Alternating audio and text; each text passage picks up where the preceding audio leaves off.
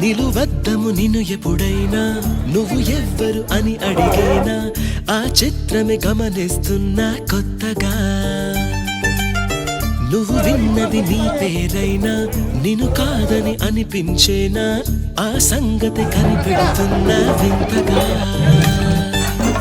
నీ కన్నుల మెరిసే రూపం నాదేనా అనుకుంటున్నా నీ తేనెల పెదవులు పలికే తీయదనం